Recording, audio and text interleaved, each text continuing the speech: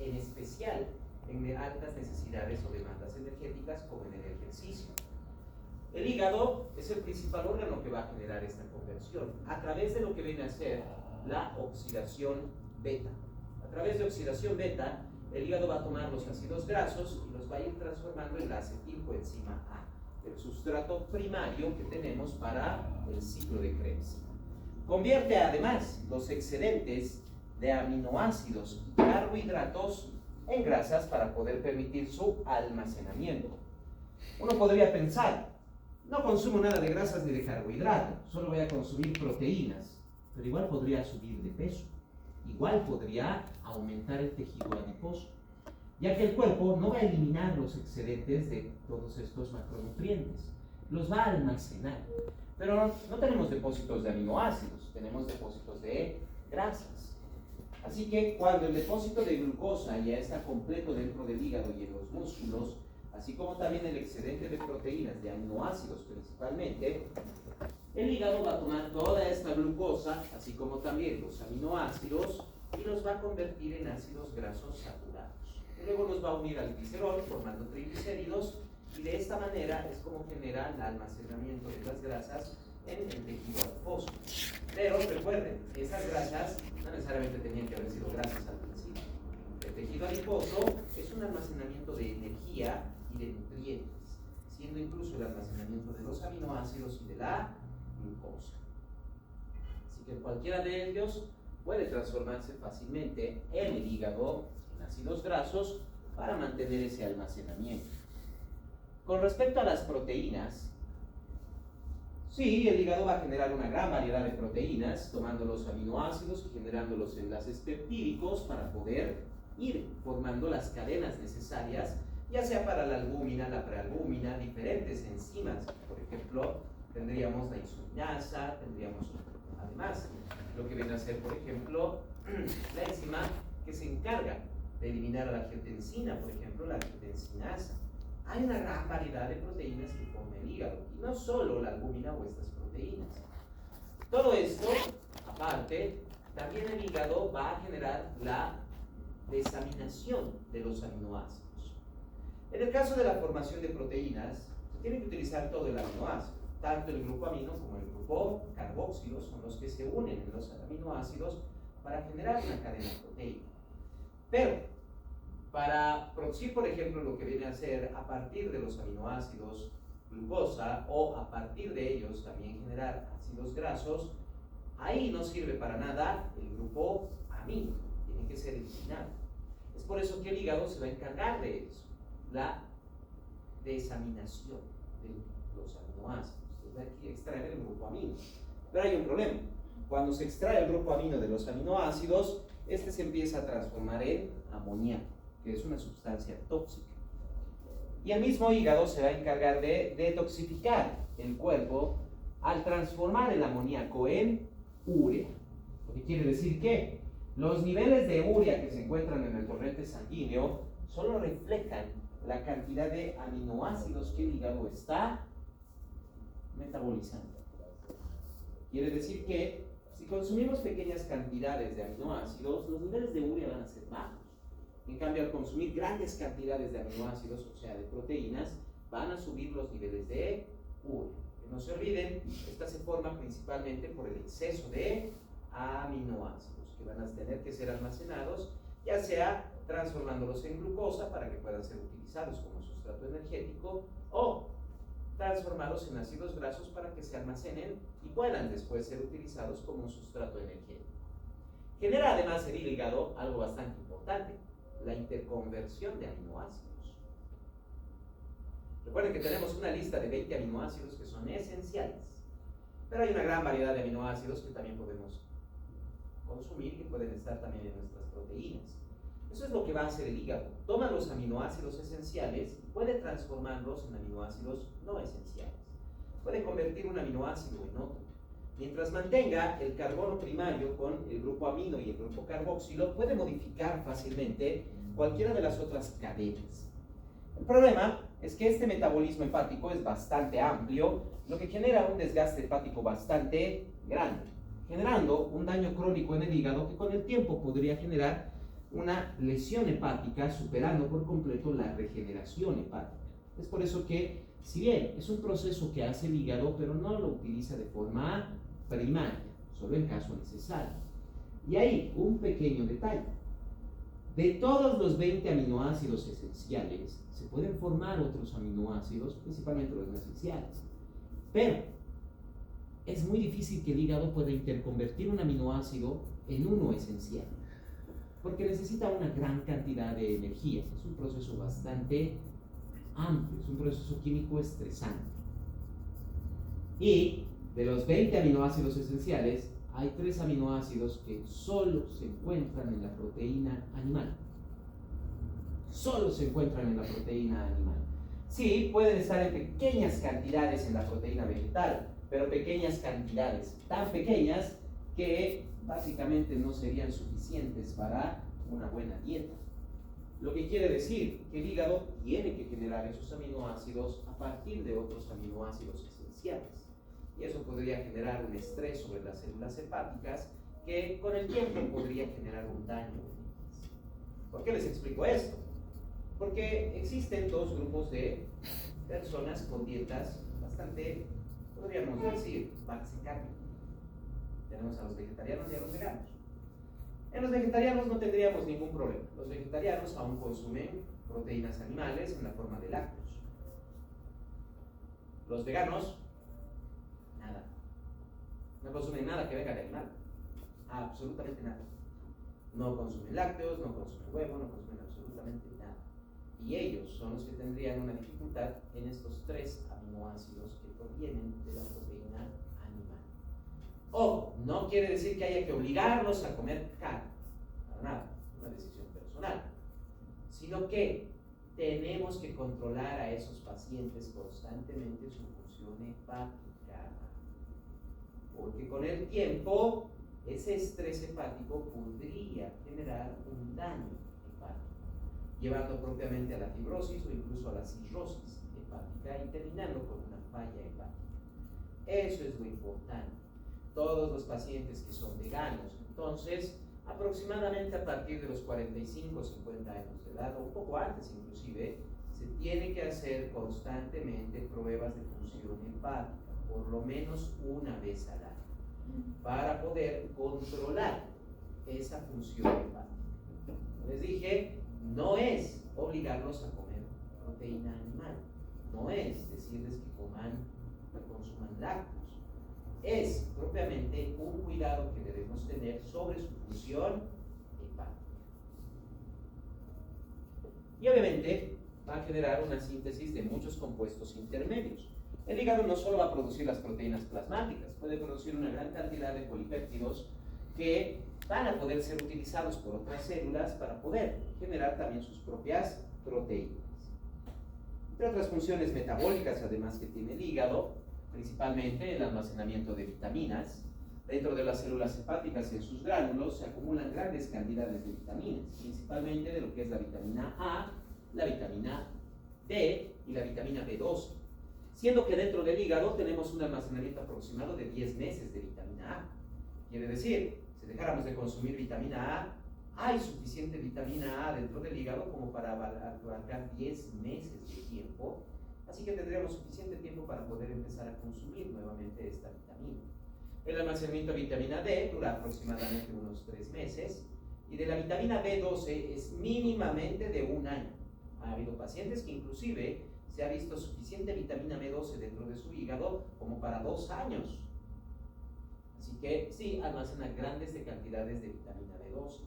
Lo que quiere decir que el efecto de la deficiencia de absorción de vitamina B12, propiamente lo que es la anemia perniciosa, no se ve sino hasta 1 año después de que se ha generado la interrupción de la absorción de vitamina B12.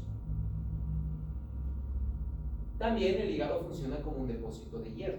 El hígado no solo va a producir las proteínas que se encargan de transformar y depositar el hierro, que son la apotransferrina y la apoferritina, como ya vieron en Fisiología 1. La apotransferrina sale directamente al torrente sanguíneo. En el sistema digestivo va a captar el hierro a medida que éste se va absorbiendo y se transforma en la transferrina. Y como tal, ese es el vehículo de transporte que tiene el hierro en el torrente sanguíneo.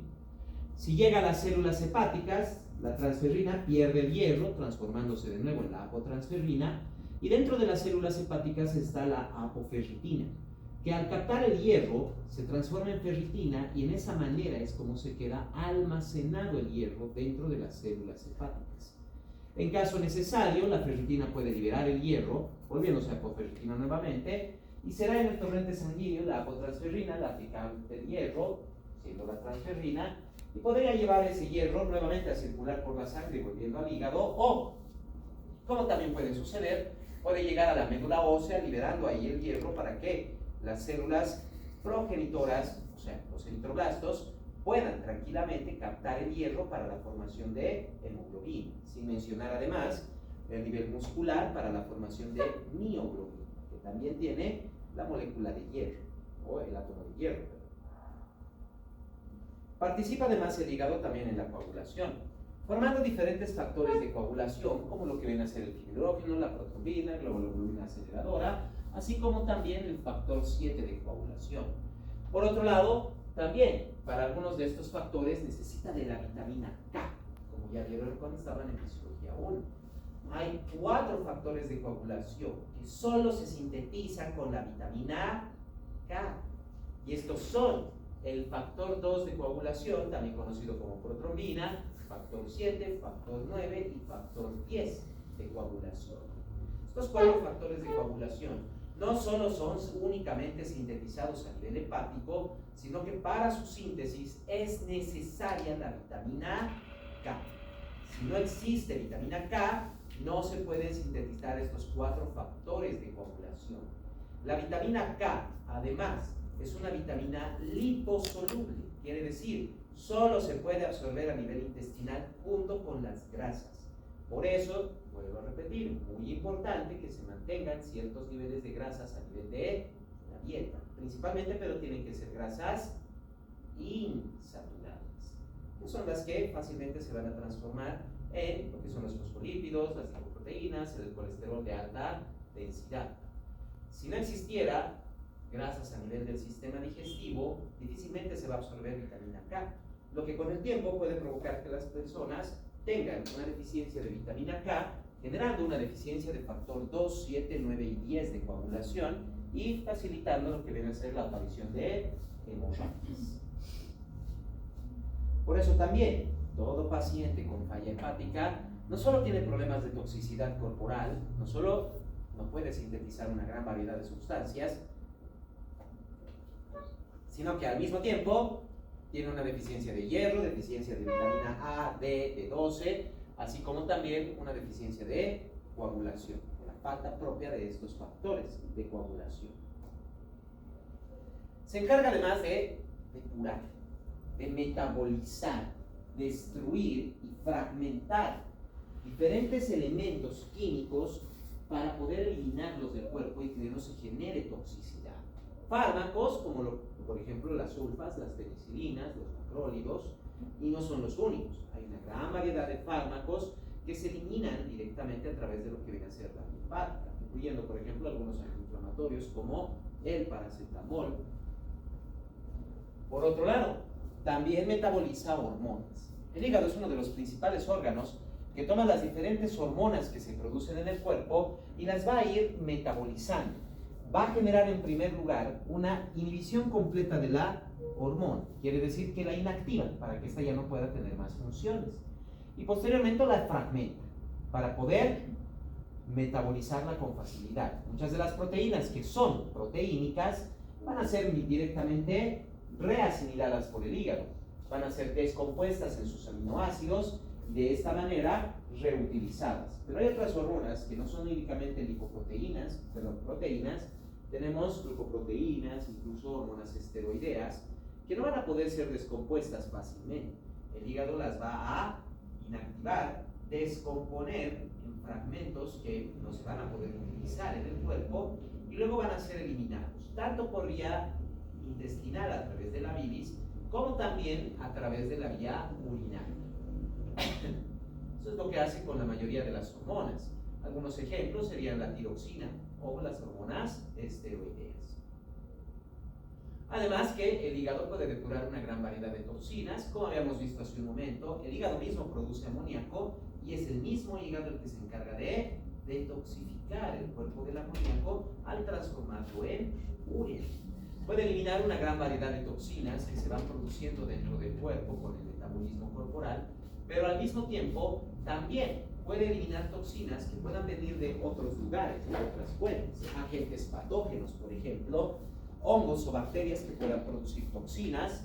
De igual manera, cuando consumimos alimentos contaminados con diferentes toxinas, esas son las toxinas exógenas, también van a ser metabolizadas por parte de lo que viene a ser el hígado.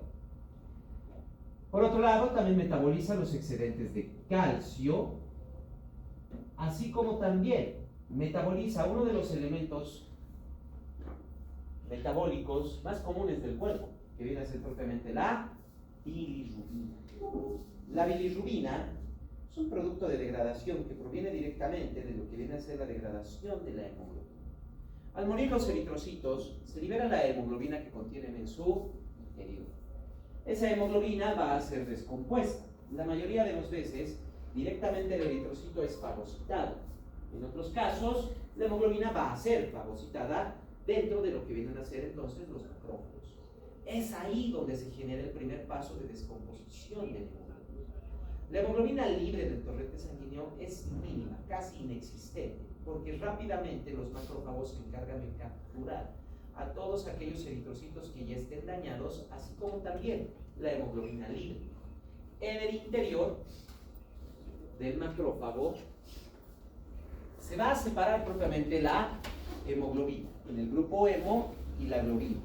La globina va a ser completamente reciclada, reutilizada. Como estamos hablando de una cadena proteínica, las células hepáticas, así como los macrófagos, se van a encargar de tomar esas cadenas y liberar los aminoácidos para poder reutilizarlos. En cambio, el grupo hemo, como ustedes vieron en Fisiología 1, no está formado tan simplemente por aminoácidos. Está formado por la protoporfirina, está formado por diferentes elementos, la succinilcolina, la protoporfirina, etc. Dentro del macrófago, en primer lugar, se le va a extraer al grupo hemo el átomo de hierro. Se le va a quitar el átomo de hierro, que luego va a salir al torrente sanguíneo y ser transportado por la apotransferrina directamente para ser reutilizado. Lo que va a quedar va a pasar por la hemooxigenasa, una enzima que se va a encargar de transformar el grupo hemo en la biliverdina, que luego pasa por otros procesos metabólicos, terminando como la bilirrubina no conjugada. La bilirrubina no conjugada luego es captada por las células hepáticas que se van a encargar de conjugar, se van a encargar de metabolizar, ya que la bilirrubina no conjugada no puede ser eliminada del cuerpo. La bilirrubina no conjugada, si bien no puede eliminarse, pero se acumula en grandes partes de los tejidos corporales. Puede inclusive atravesar la barrera hematoencefálica al ser una molécula bastante pequeña. Entonces, tiene que ser sí o sí eliminada del cuerpo. El hígado se va a encargar de conjugarla. La conjugación hepática se genera en un 80% con el ácido glucurónico, un 10% con ácido sulfúrico y un 10% con otros compuestos ácidos orgánicos que se están generando a nivel corporal y sanguíneo. Una vez conjugada la bilirrubina, esta se transforma en lo que viene a ser el urobilinógeno. El urobilinógeno luego va a ser eliminado del cuerpo. Normalmente, la bilirrubina conjugada va a pasar a través directamente de los conductos biliares hasta lo que viene a ser la vesícula biliar y en pequeñas cantidades también al sistema digestivo. Claro que durante los procesos digestivos, la contracción de la vesícula biliar permite que se elimine gran cantidad de bilis al sistema digestivo y en la bilis encontramos la bilirrubina. Una vez que la bilirrubina ya ha pasado a lo que viene a ser la vesícula biliar, las acciones bacterianas leves que se encuentran en este punto van a generar que la bilirrubina conjugada se transforme en el urobilinógeno. El urobilinógeno luego, al pasar al sistema digestivo, se transforma en estercobilina. Y la estercobilina, al entrar en contacto con el oxígeno del aire, se va a oxidar, generando entonces una coloración verdosa a café. La biliverdina y la bilirrubina tienen una coloración amarillo verdosa, pero una vez oxidados, tienen una coloración entre verde y café, dependiendo de la cantidad de bilirrubina que existe, dependiendo de la cantidad de la estercobilina principalmente, básicamente. Eso es lo que le da el color a las heces en primer lugar. La estercobilina, una vez que ha sido oxidada, eso es lo que le da el color a las heces. Si es que no se puede eliminar la bilirrubina por la vía digestiva, el urobilinógeno va a volver a ingresar al torrente sanguíneo. Pasando por el torrente sanguíneo va a llegar hacia el riñón, que ahora, como ya está conjugada la bilirrubina, ya es el urobilinógeno, ya puede ser eliminado.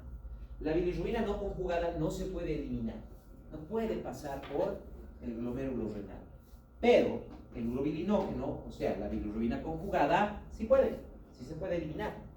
Al ingresar al torrente urinario, se va a transformar en urobilina y se oxida. El urobilinógeno se va a oxidar, transformándose en urobilina, y de la misma manera que con las heces, también va a generar una coloración verde a café, dependiendo de la cantidad de bilirrubina que se esté eliminando por vía urinaria. Eso es algo característico, por ejemplo, en lo que viene a ser la hepatitis, principalmente la hepatitis A, en menor medida la hepatitis B.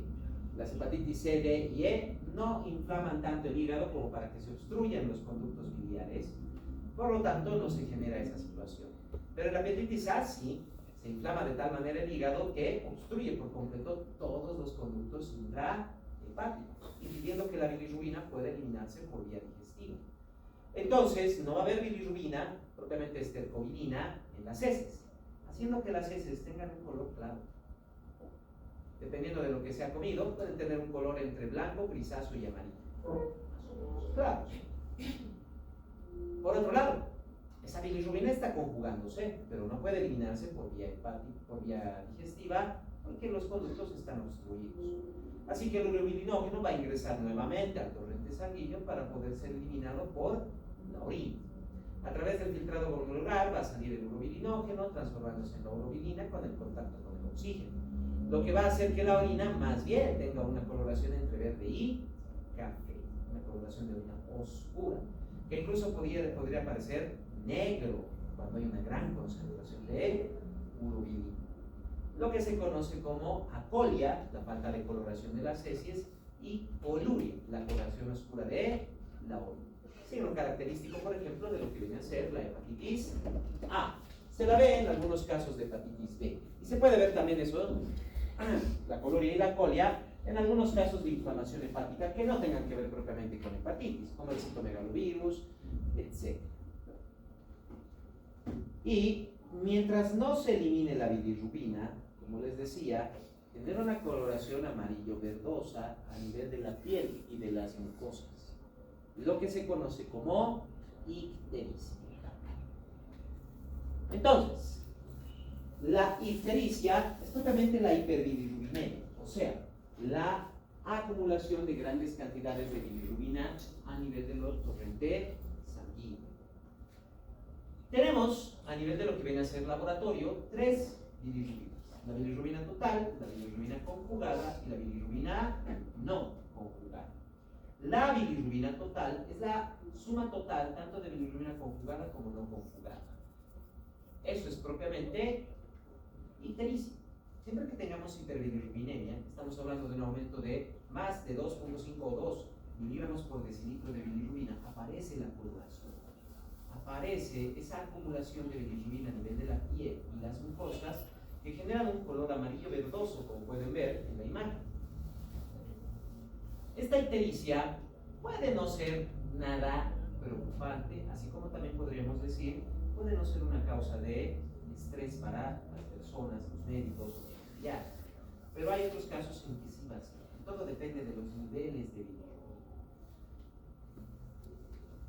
Además de la bilirrubina total, tenemos propiamente el diferencial de la bilirrubina. No solo nos indican cuánto de bilirrubina hay, sino cuál bilirrubina. Si es bilirrubina conjugada o si es bilirrubina no conjugada. Si hablamos de bilirrubina conjugada, ¿qué quiere decir? Ictericia obstructiva. O sea, El hígado sí está pudiendo metabolizar la bilirrubina, pero no está pudiendo eliminarla. La conjuga, pero no puede eliminar. Esas son obstrucciones hepatobiliares.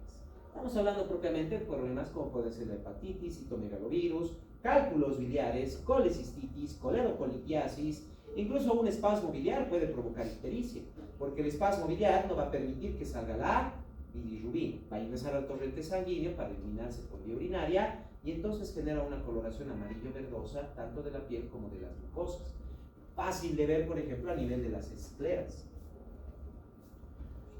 O podría ser bilirrubina no conjugada, lo que es propiamente una ictericia hemolítica.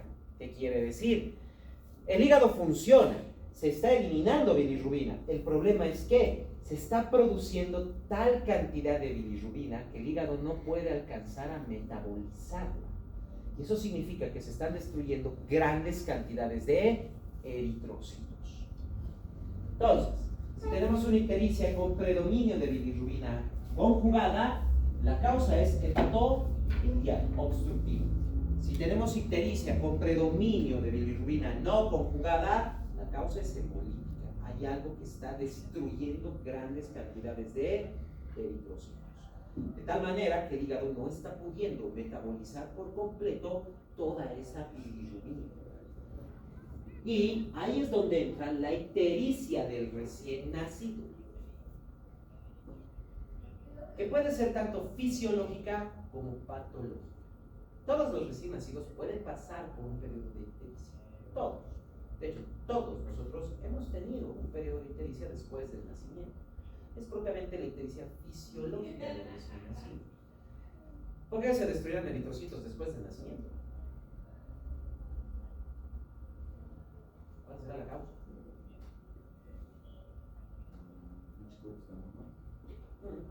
Eso ya sería la ictericia patológica. O la hemoglobina fetal. Exactamente. Recuerden que dentro de la vida uterina no respiramos oxígeno y obtenemos el oxígeno de la sangre materna, que no viene a la misma concentración del aire, es más baja. Es por eso que la hemoglobina, en efecto, es distinta, es la hemoglobina fetal, que tiene una capacidad de transporte de oxígeno de hasta un 50% más de la hemoglobina normal.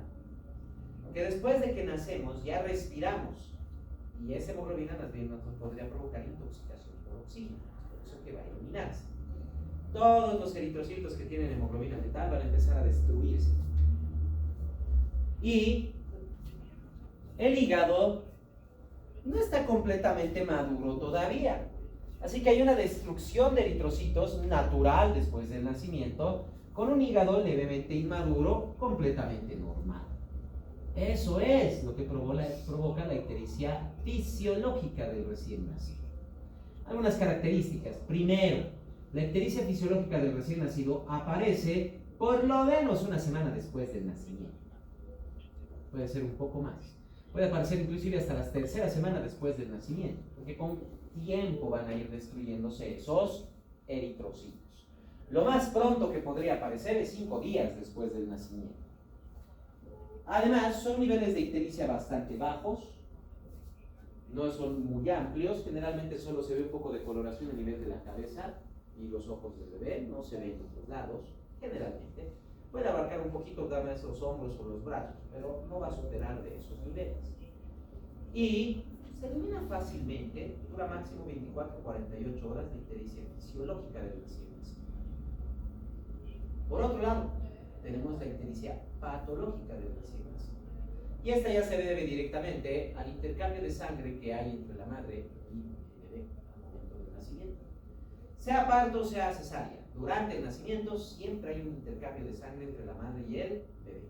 Y cuando hay una incompatibilidad sanguínea bastante amplia, ya sea RH, que es la más común, o ABO, la sangre que está ingresando de la madre hacia el bebé va a provocar hemólisis. No solo la sangre de la madre hemolizando la del bebé, sino también la del bebé hemolizando la de la madre. Lo que va a generar una destrucción de grandes cantidades de eritrocitos. Y recordemos que el hígado es inmaduro, lo que va a generar una ictericia. La ictericia patológica del recién nacido aparece hasta las 72 horas después del nacimiento. Puede aparecer inclusive en 5 a 6 horas después del nacimiento, pero generalmente aparece hasta las primeras 72 horas. Puede aparecer en 24, 48, 72 horas. Ha habido casos en que puede haber aparecido después de 4 o 5 días. Por eso les decía, generalmente es del 7º día en adelante la ictericia fisiológica y se puede aceptar hasta el 5º día. Pero si es antes del 5º día, lo más probable es que no sea ictericia fisiológica, sino sea ictericia patológica. Pero en la mayoría de los casos, al día siguiente o a los 2 días ya están viniendo los papás con el bebé y dicen, está amarillo. Ya lo notan. Porque además, como es una destrucción de grandes cantidades de eritrocitos del hígado recién maduro, la coloración realmente es bastante notoria. En la ictericia fisiológica, generalmente solo la cabeza y los ojos del bebé. Algunas veces un poco la parte superior del tronco y las extremidades. En la ictericia patológica del recién nacido, cuando los padres se dan cuenta, la ictericia ya está hasta el abdomen, generalmente. Y sigue aumentando y sigue aumentando. Es una coloración bastante intensa, bastante clara, como pueden ver ahí. Y hay un riesgo con la ictericia. Cuando los niveles de bilirrubina están por encima de los 20 miligramos por decilitro por más de 4 días, el riesgo de daño encefálico está presente. Les decía que la bilirrubina puede atravesar la barrera hematoencefálica, puede acumularse a nivel de la masa encefálica. Generalmente lo hace a nivel de los ganglios basales, dañándolos, provocando no solo alteraciones motoras y sensitivas, sino inclusive puede provocar retraso mental por daño cerebral. Ese es el mayor riesgo que tenemos con la ictericia. Una vez que se acumula a nivel encefálico y empieza a generar daño cerebral, pasa de ser una ictericia y ya conocemos a esa patología como kerníterus. Y no se olviden, para que aparezca el kerníterus debe haber más de 20 miligramos por decilitro de bilirrubina y durar más de 4 días. Si ha estado con 27 miligramos por decilitro solo por un día, no hay el riesgo de kerníterus, no se va a generar. Pero si ha estado con 21 miligramos por 5 días, sí, ya se generó el kerníterus. Y que cumplirse las dos situaciones. Una vez generado el kerníterus, no hay nada que podamos hacer para eliminar ese daño. Por eso debemos prevenir el kerníterus. Y por eso la idea siempre es tratar adecuadamente lo que viene a ser la hiperbilirubinemia, la ictericia. Tanto en adultos como en niños tenemos ese problema. En adultos, pero yo no me preocuparía del kerníterus. Vean que estamos hablando de 20 miligramos por decilitro de bilirrubina. ¿Cuánta sangre tiene un adulto? 4 a 5 litros. Digamos unos 5 litros en promedio, ¿verdad? Para que sean 21 miligramos por decilitro, básicamente tendrían que estar destruidos un 70-80% de los eritrocitos como mínimo. Ahí no me preocupa la ictericia, ahí me preocupa que mi paciente muera por anemia. ¿Verdad? En cambio, en un bebé, ¿cuánta sangre tendrá? No pasa ni de 1 litro. No se olviden que han entrado eritrocitos incluso de la mamá.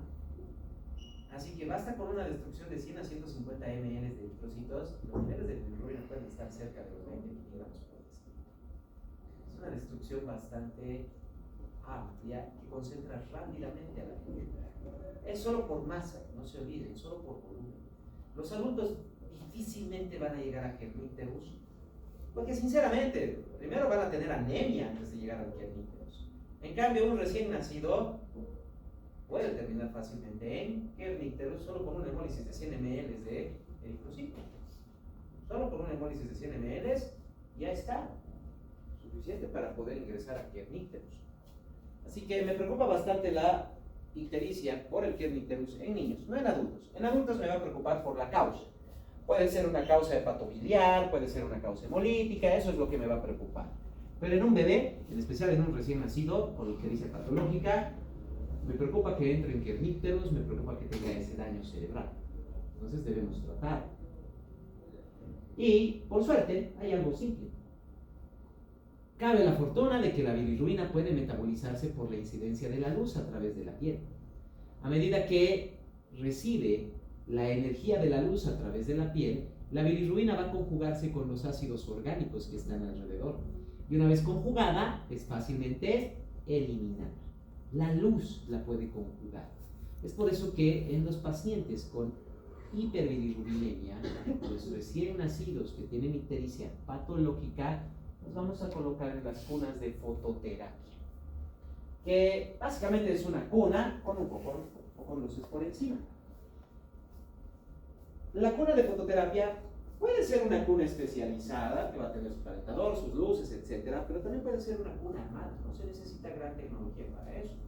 Basta con que la cuna tenga suficiente aislación, una fuente de calor, puede ser un simple calentador de ventilación que se puede colocar cerca y se puede colocar algunas luces por encima. A veces se utilizan luz fluorescentes, pero ahora se ha empezado a utilizar luces LED. Los tubos fluorescentes, si bien son luz más segura que los incandescentes que generaban calor y eran bastante riesgosos, los tubos fluorescentes, bueno, son una luz más segura, no calientan tanto, algunos pueden llegar a calentar, pero la mayoría no calientan, pero aún tienen un riesgo, siguen siendo vidrio y podrían romperse. Por eso se ha optado últimamente por cambiar los tubos fluorescentes por luces LED, que son mucho más seguras. Y el bebé va a estar en la cuna de fototerapia. Claro que con algunos cuidados importantes. Tiene que darle la luz en toda la piel que pueda, porque quiere decir que el bebé va a estar casi descubierto por completo. Por eso necesita una fuente de calor. Por eso necesita algo que mantenga caliente el área de la cuna. El bebé va a estar ahí casi sin ropa, casi les digo. Sí va a estar con su pañal, se le puede colocar botas y guantes para evitar que se enfríen sus pies y sus manos. Y algo muy importante, hay que cubrirle los ojos. Va a estar las 24 horas del día en esa cuna que tiene una luz. Y los ojos son bastante delicados después del nacimiento. De hecho, no vemos nada de colores ni nítido hasta casi los 6 meses. A medida que va pasando de edad, a los 2 meses ya diferenciamos bastante lo que son las luces, lo que son las sombras. Recién a los 4 o 5 meses estamos viendo colores y nitidez. Hasta entonces todo era borroso y un poco más gris. Entonces no podemos dañar los ojos del bebé. Por eso tiene que estar siempre con los ojos tapados, abiertos. Va a estar en la cuna las 24 horas del día, por el tiempo que sea necesario. A veces la cuna de fototerapia es suficiente por 24 a 48 horas, pero otras veces tiene que estar 3 o 4 días, dependiendo de la cantidad de bilirrubina que tiene el bebé. Para eso necesitamos las pruebas de laboratorio. Eso para el caso de la ictericia patológica. En el caso de la ictericia fisiológica, igual podemos hacer una suerte de fototerapia para ayudar. No se olviden, es una ictericia muy leve, normal para los recién nacidos. Parece mínimamente entre el 5º al 7º día, pero puede aparecer incluso hasta la tercera semana después del nacimiento. Y solo es a nivel de la cara, más. Un poquito tal vez en la parte superior del tórax y las extremidades. Después nada más, no sube más los niveles de bilirrubina. Desaparece en 24 a 48 horas.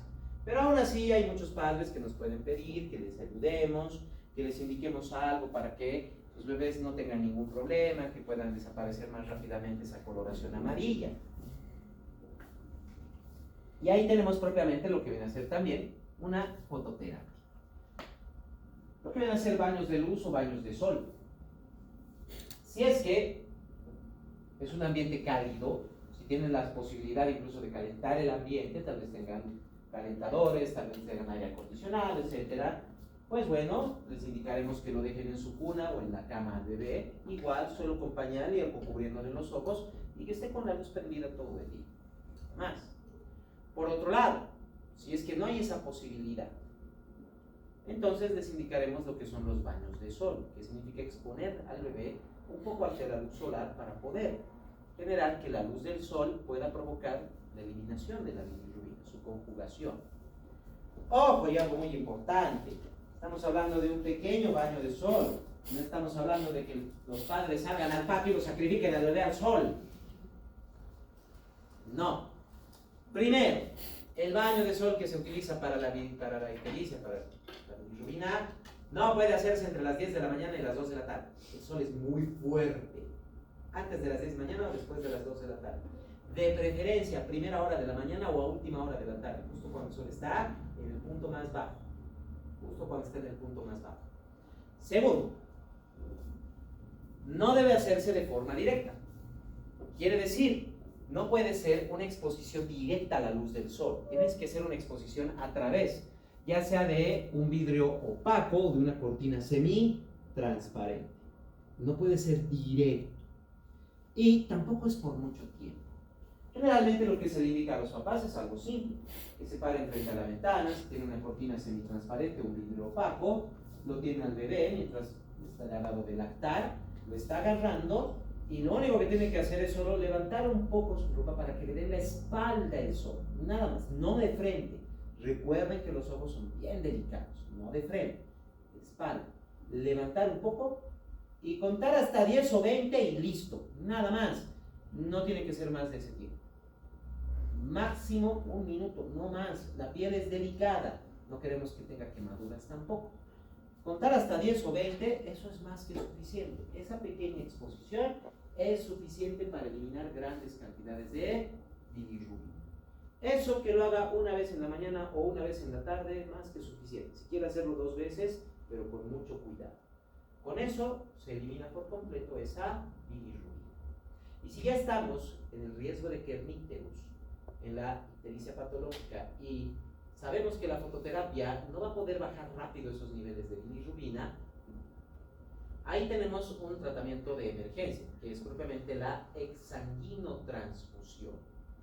La exsanguinotransfusión, como indica el nombre, es extraer la sangre del bebé, pasarla por un filtro, una especie de diálisis, que este filtro se va a encargar de eliminar la bilirrubina y luego volvemos a introducir la sangre al bebé, ya habiendo eliminado la bilirrubina. Es, como les decía, un tratamiento de emergencia, no es estandarizado, no se hace todo el tiempo, porque además la exsanguinotransfusión va a tener sus problemas, puede producir coagulación, así como también puede producir mayor grado de hemólisis. Pero eso se puede controlar. Lo que no podríamos controlar es el daño cerebral generado por el kernícterus.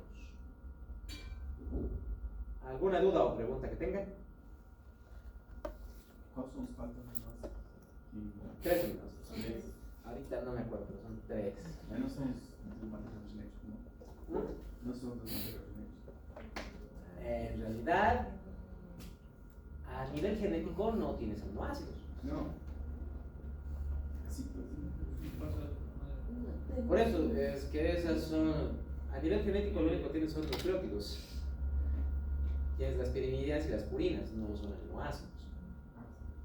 Exacto, las proteínas son las